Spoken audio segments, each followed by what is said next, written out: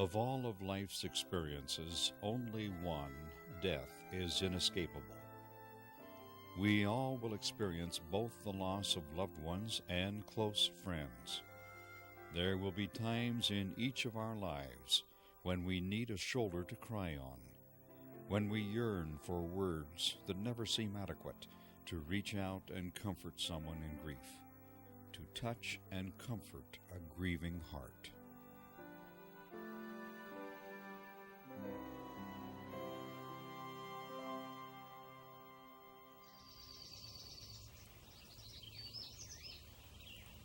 Cemeteries like this one often remind us of the mortality of human life. Death is one of those experiences none of us can escape. And with death comes grief, another one of those experiences we all will share. When we think about grief, what we think about is often funerals, crying, sadness, but we know that grief is much more than that. First of all, we know that grief is a normal, natural response to loss, any loss. And we know that each person grieves in their own unique way. Grief is also a wide variety of emotions, emotions which are often misunderstood and confusing to the griever and those around them. Emotions such as anger, guilt, depression, loneliness, and fear, to name a few.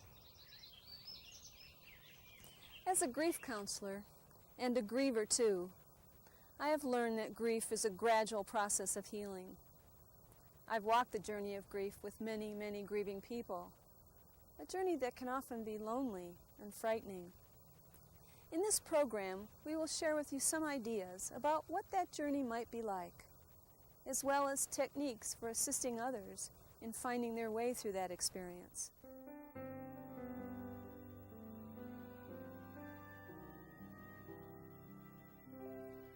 I'm sorry, I cannot begin to give you simple answers or straightforward explanations, because there are just not any to give. In the midst of this life into which we are born, none of us with our consent, there are always more questions than answers. And as clever as the first thing to understand about grief is that it is a complex experience. When a loved one dies, we grieve the obvious loss of that person in our life. We may also grieve for other related losses, sometimes less obvious, but nonetheless very important and symbolic. These losses may include the loss of dreams, hopes, companionship, marital status, and security. For example, a woman may go from being a wife to a widow, and the loss of her spouse is very evident. However, she may also be grieving the loss of her friend, her lover, her companion, her organizer, and her social partner. She may even miss some self-esteem which may have been closely tied to their relationship.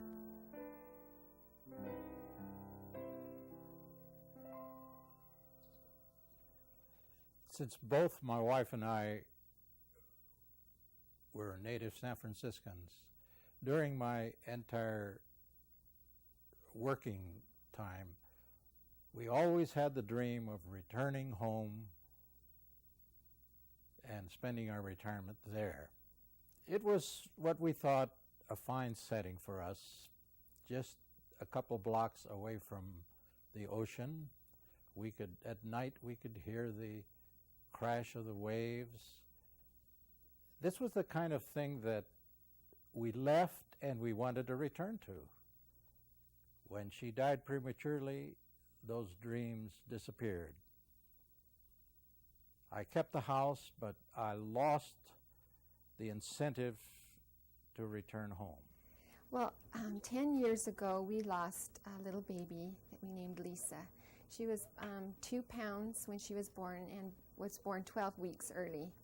And I was devastated. We'd already had 3 little girls, and we'd lost a baby earlier before that, and I just thought this could never happen to me again.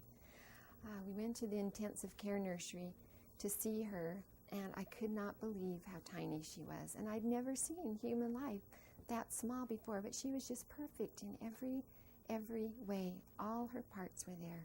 You know, when you have a baby, you think, of their whole little life. You just kind of plan how they're going to fit in. A mother visualizes sending her to kindergarten, seeing her go to her first prom, send her to college, and you're robbed of that when your baby dies. You just absolutely are. And people can say, well, you didn't know that baby. You did. You bonded with that little person the minute the doctor said you're expecting a baby. You just do, and every woman will tell you that. Now, when These examples show us that there are additional losses, such as the loss of dreams and aspirations that can compound grief after the death of someone close to us. These feelings may lie hidden and emerge months or even years later, or linger with us for a long time. That is one reason why grief is not an event that one suddenly gets over, but instead, grief is a journey that the griever must take with new experiences and feelings along the way. So if grief can be called a process or a journey, then each traveler on that journey is unique and grieves in their own special way. What's important to remember about grief is that it needs expression, hopefully in healthy and healing ways. You need to go through it to get through it, and that requires an enormous amount of energy and support. Later, we will discuss ways to make this journey a healing one for ourselves and others. But the process of grief is called grief work for a very good reason. It is work. Many people are surprised by how many different areas of their lives are affected by grief. We not only experience grief emotionally, but physically, intellectually, socially, and spiritually as well. Sometimes I cry all day, and others, not at all. I still feel angry at the people at the hospital. And sometimes I'm just angry at the whole world. As a nurse, I've been an RN for a long time, worked in intensive care, taken care of a lot of patients that had died, and I never expected the grief to give me the physical symptoms that I got. Eating, I'd get sick, heaviness in my chest, headaches, couldn't get up in the morning, and I used to be an early riser. One night in particular, I even ended up in the emergency room having a panic attack. My heart beating fast, chest pain, lightheadedness, and I thought that maybe I was going to die just like my husband did from a heart problem. Lately I can't even make a decision, not even simple ones. I even forget where I parked my car. And then I have people saying, read this or read that about grief. It's right now I can't concentrate on anything. When my family and friends want to visit, I make up excuses to keep them from coming. I also turn down invitations from friends and others. This isn't like me at all. Come to think of it, my running is the only thing that gets me out of the house. I know this sounds awful, but I wonder why a loving God would have my father suffer for such a long time and such a painful death. It's really strange, but sometimes when I'm sitting quietly knitting, I sense his presence around me. It's usually a peaceful feeling, and I'm not frightened, but sometimes I do wonder if I'm going crazy. In other words, grief is more than just an emotion that brings tears. It can affect the way you think, eat, sleep, and even the way you relate to others. Grief can often be described as an emotional roller coaster ride. Some days you're feeling up and okay, and even feeling guilty about that. Other times you're down in the pits and can hardly get out of bed in the morning. Other times you seem to coast along, feeling nothing, almost numb. As painful as it is, it's important to stay on the roller coaster and experience your feelings of grief. It isn't easy, but the key is to move toward the pain of grief and feel our feelings in healthy and healing ways.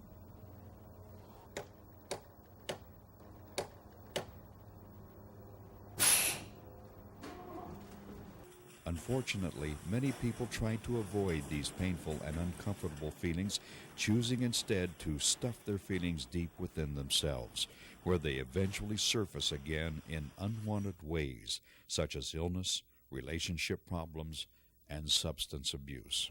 Trying to back away from or avoid the feelings of grief is a common mistake in our society. And it's not just the grieving person who might avoid those painful feelings of grief. With the best of intentions, others may say things to the bereaved that actually move them away from their pain.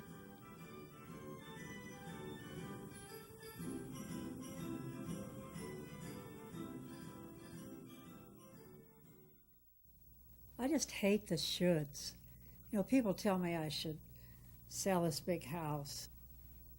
And, you know, they say, why don't you go take some classes? Get rid of Fred's clothes. That I should be over this by now, but Avoid I'm the not. shoulds.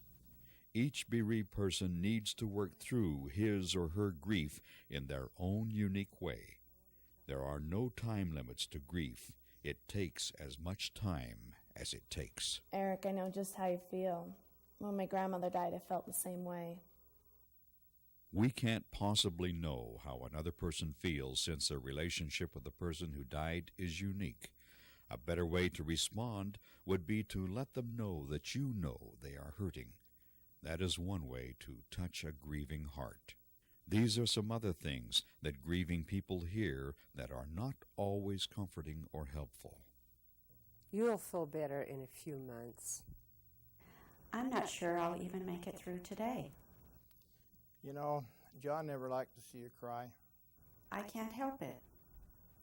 I feel like crying all the time. You're handling this so well. If you only knew. I'm falling apart inside. I've outlined a few pages in this book, and I really think they'll help you feel better. I'm hurting so badly. I can't concentrate on a book. You should be glad he didn't suffer. That doesn't make me miss him any less. You really should get over him and get on with your life. I don't want to let go. He will be in my heart forever.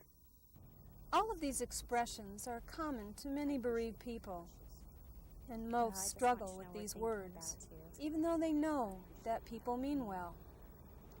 In order to touch a grieving heart, it's helpful to know that time does not heal all wounds if we don't grieve. And how can we let go of someone we love who is forever in our hearts? We can let go of the acute pain one day if we allow ourselves permission to grieve. And when someone is in great pain, it's not natural for us to expect them to be strong and handle things well. The natural thing is to hurt, to cry, to break down, to feel our true feelings. And even though someone is no longer suffering, we still miss their presence in our relationship with them. You know, it was hard for me to hear that it was God's will, because I believe in God and I believe that God is love. But when I heard that it was God's will, it made me very angry. I was angry at the church. I was angry at the clergy. It made me question everything that I had believed up to that point. And I know that I stayed away from church for quite a while. When someone we love dies, it's tempting to explain it away. People say, he's gone to a better place, or you will see her again. Sometimes they even say that it was God's will. Well, whatever it is, the death of one we love is not God's will. It says in the Psalms that our deaths are heartbreaking to God. And if they're heartbreaking to God, they're bound to be heartbreaking for us.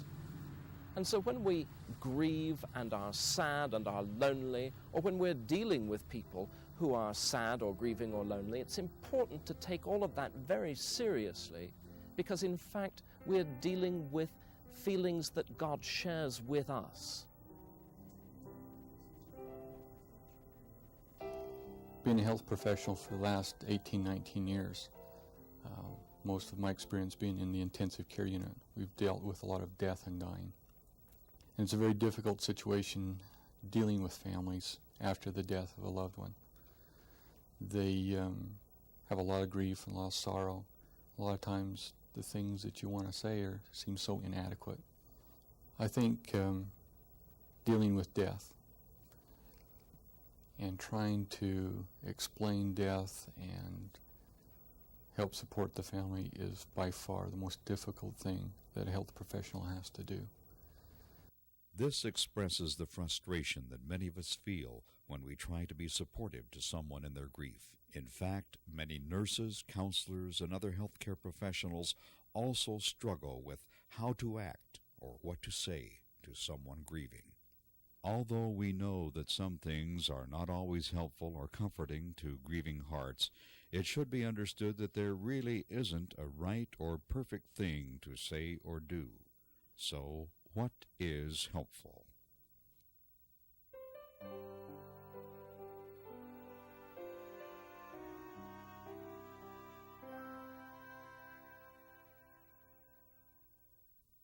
When someone asks me what is most helpful to grieving people, a story that often comes to mind is a little part of a story from Winnie the Pooh by A.A. Milne. And to paraphrase the story, Winnie went to visit his friend Rabbit one day, and while he was there, he ate too much honey. So when he was getting ready to leave, he got stuck in Rabbit's hole. He was stuck half in and half out. And while he was there, he was stuck so tight that he couldn't even sigh. That's how grief feels like for many people. And what Winnie asked for while he was there is there someone who could maybe read a story or offer a word of comfort to a bear wedged in great tightness? The important thing about the story to remember is what Winnie was asking for. He didn't ask you to pull him out of the hole or to push him out of the hole or tell him how it's God's will that he's in the hole and God wouldn't put you in the hole if he knew you couldn't handle it, right? He didn't ask for any of that, no advice or solutions. What he asked for, in essence, was, will someone be there for me? Be there for me while I struggle in my painful experience. And I think if a grieving person has at least one person who'll be there for them while they're stuck in their great tightness, they can find their way out of their grief and their pain. And that's, I think, the most important way we can be helpful to grieving people.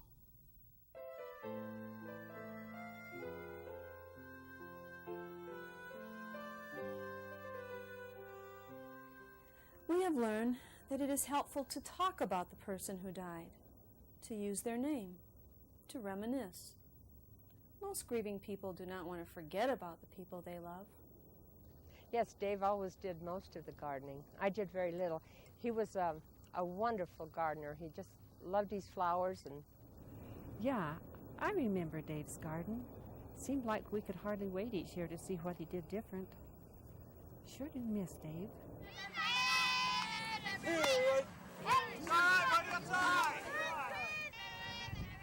It's been so long since we've been to a game. You know, I can still hear Scotty's voice. Sometimes he gets so excited he gets the hiccups, especially at Little League. We miss him so much. It's so hard. A day doesn't go by that we don't think about him. And I can't hear anybody hiccup without thinking about Scotty.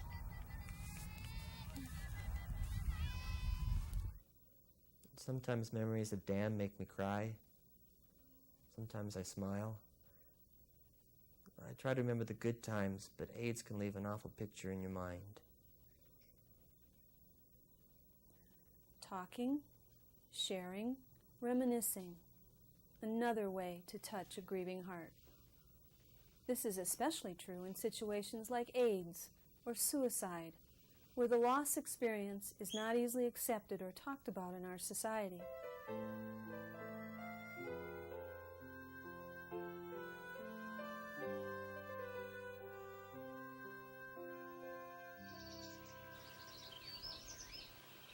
We can touch a grieving heart by offering people permission to grieve. How? We can gently suggest or encourage the griever to find healing ways to express the intense emotions of grief. Physical activity, such as walking, gardening, swimming, or carpentry work, are much healthier ways to express our pain. Crying can also be a release. I've heard it said that tears are just emotions turned liquid. Sometimes people need to hear that it's okay to cry, to be angry, to be sad, to hurt. Sometimes our words can be useful in healing a grieving heart, but generally, the less we say, the better. I'm sorry. It must be so painful. This must be such a difficult time for you. I love you. I don't know what to say, but I care. That's a normal feeling. It's called grief. It's okay to hurt. It's okay. These are just some ways to offer comfort to a grieving heart. Also remember, asking someone if they'd like a hug can be just as meaningful as our words.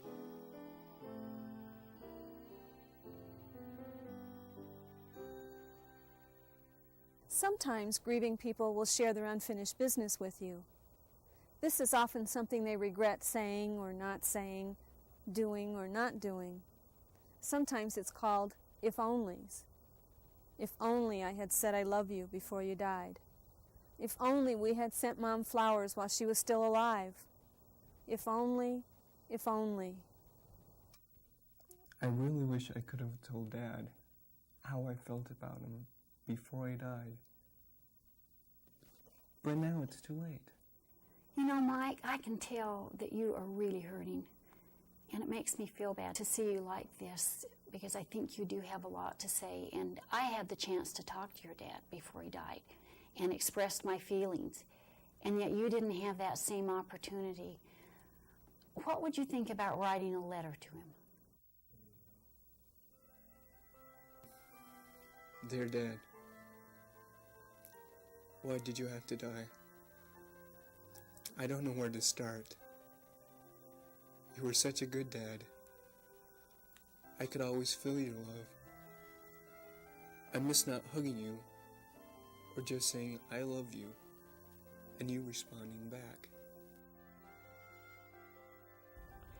We can also touch a grieving heart by letting the griever know that we can still take care of unfinished business even though someone we love has died.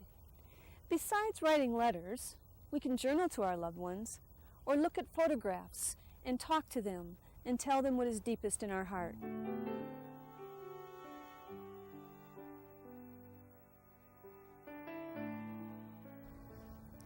It is also important to put some sense of finality on our loss experience. Funerals, memorials, wakes are some ways to say goodbye and mourn openly the death of someone we love. Other cultures and religions may have their own unique ways of offering closure to the loss experience. Helping someone with closure when they ask for it and when they're ready can be another way to touch a grieving heart. As a funeral director, I am often asked whether or not families should have public viewings. While the ultimate decision is always left to the family, I do strongly encourage that viewings and family visitations be held. I feel that it's very important in the grieving process for families to be able to see their loved one in the casket and be able to see that the person has actually died and that the body is there. It helps them to accept that the death has occurred, and it, I think, is one of the few times in a person's life where love is given and nothing is expected in return. We're often asked whether or not families should bring their children to a viewing. I feel that it is very important to do that. We always do leave the final decision up to the families as to whether or not their children do come. But I feel that children need to accept that the death has taken place just as adults do. Children grieve very much like we do. By seeing their loved one, their grandparent or great-grandparent in the casket, indeed does help them to realize that that person is actually dead, and that it helps them in their grieving process too.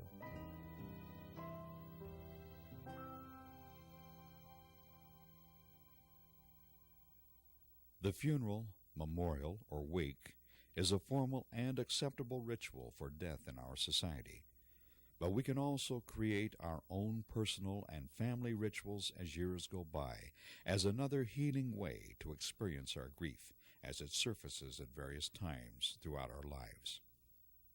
Many people ritually visit the grave or niche with flowers, letters, or other mementos. But other rituals may include lighting a candle at special times, buying a birthday gift for a loved one and taking it to a hospital or nursing home, or planting a tree or rose bush on special occasions. One mom asked her adult children to write a memory of Dad and give it to her each Christmas. My wife and I had a special activity each evening when she was still alive. She would make a special musical request, and I'd play the piano for her. Even though she's died, I continue to play a song for her each evening. I believe she's listening, and it makes me feel good to do this for her. Our children were having a tough time after the death of their grandmother. We thought that it would be a good idea to let them draw pictures and write letters and attach them to balloons, and then we let the balloons go in the park. Rituals like these give people the opportunity to remember loved ones who have died in healing ways.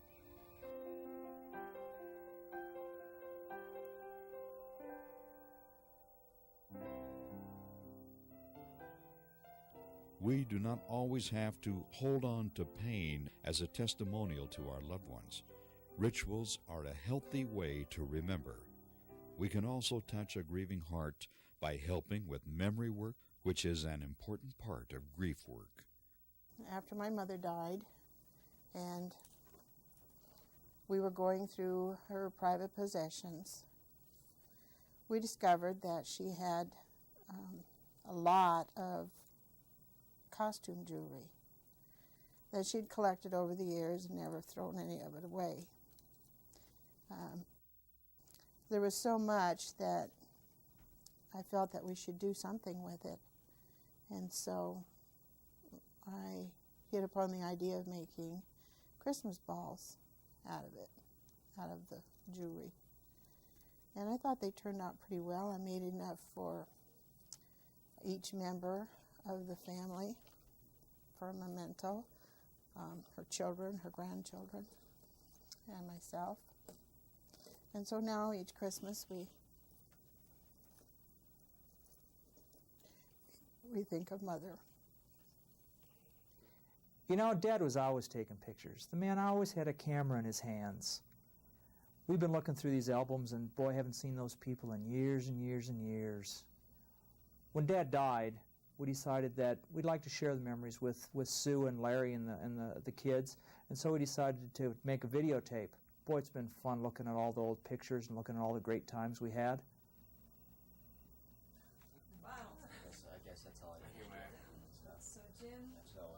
Memories are not always sad or painful, and memory work can even be enjoyable.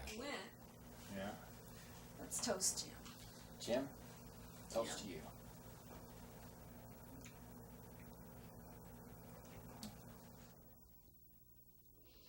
It may seem unusual, a birthday party for a deceased loved one, and yet this activity is part of what we call memory work.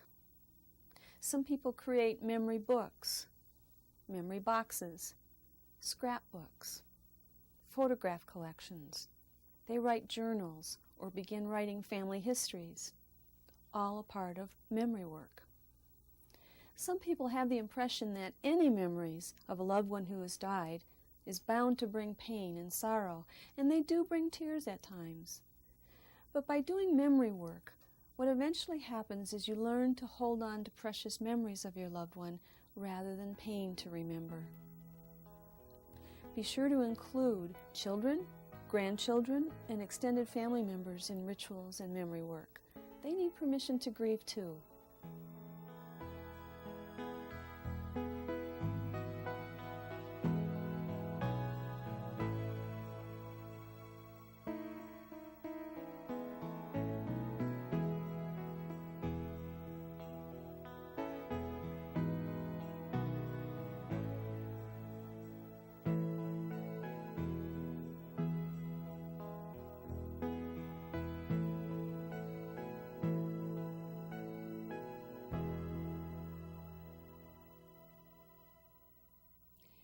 though we may not always realize it, we all know how to grieve.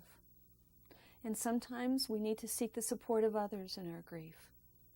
And for some people, they find comfort in joining a grief support group. When grief severely impacts one's ability to care for oneself, it's important to seek professional assistance. It is also a good idea to seek professional guidance in situations of violent deaths, multiple losses, when someone's contemplating suicide, and when they turn to substance abuse to deal with their own personal pain. If I could share one final thought, it would be that every grieving person needs to listen to the wisdom within them and follow their hearts rather than society's conventions about how they should act or feel. To touch a grieving heart, honor that wisdom within every grieving person so that they can eventually come to remember their loved ones with a gentle smile and a sense of peace.